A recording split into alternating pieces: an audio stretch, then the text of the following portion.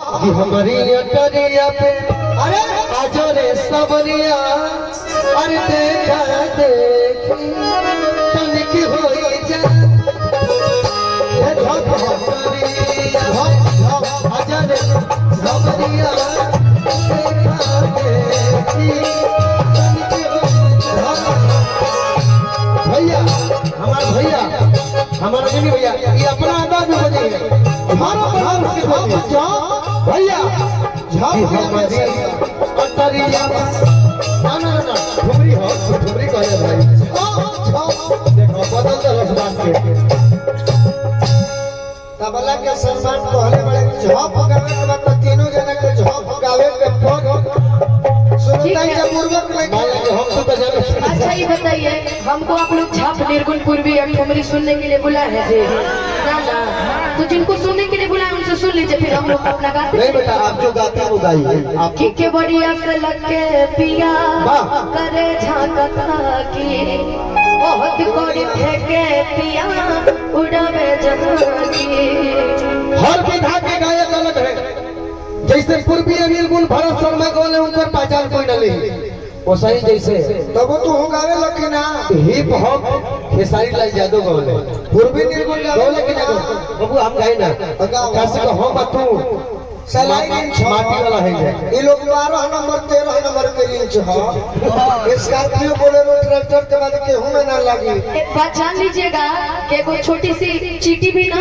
हाथी की हालत खराब कर देती है कहियो ना आजमा लीजिएगा एक बार। बाबू तू जो गाओ बाबू इनकर एगो गाना सुन लो ये क्या गाओ तारे सुनना जरूरी बनो पाँच के नाम गा तो आ गई हो आठ के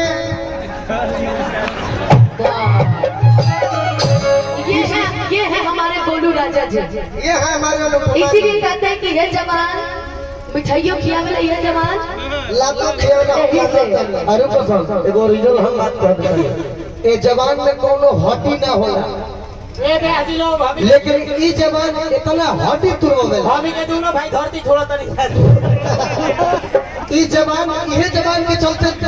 शरीर के मैं हड्डी टूट जाला। एक चंदन आप लोग गाइए आप लोग भाई बहुत नहीं मैं मानता हूँ कि ये जवान मिठाइयों खियावेला तो लातो खियावेला पानो खियावेला हम तहरा के मानत कि तहरा के लोग आज हम नाच के चल हम नाच के सैया के बेलल पुदीना ओकर बाद कुछ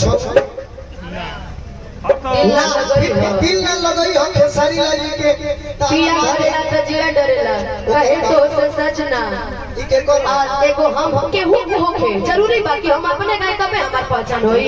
सबके वो अपने गावेला ना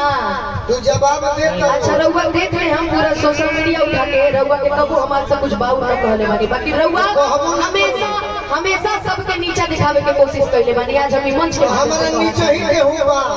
भाई आपका हमारे नाम हम घमंड बराबर का नहीं हुआ घमंड ना सर्वनाश हो गया पूर्वी को अरे अब तो नहीं सुना दीजिए कमल की जो हम गाएंगे वो तू को अरे यार दोनों लोग तो बोली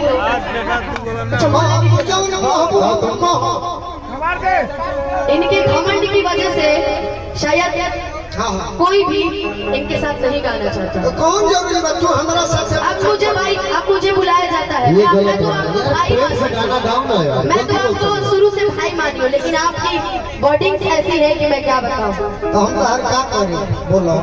इस तरीके से इसका मतलब आप बहन से भी ऐसे रिएक्ट करते हैं। हमारे नाम हो गोलू राजा और फुलालू कुछ भी रहिए और दूसरा कुछ भी रहिए हमसे मतलब नहीं है जीवन में नहीं किया है कि हम भूमिहार हैं तो नहीं कुछ नहीं है। आप गाने गाओ अपना स्केल लगवा लो गाओ ये क्या है पूर्वी गाओ हाँ गाओ देखो पूर्वी गाओ हमारी तरफ से पूर्वी गाया जाता हम सुना देते हाँ बेटा गाओ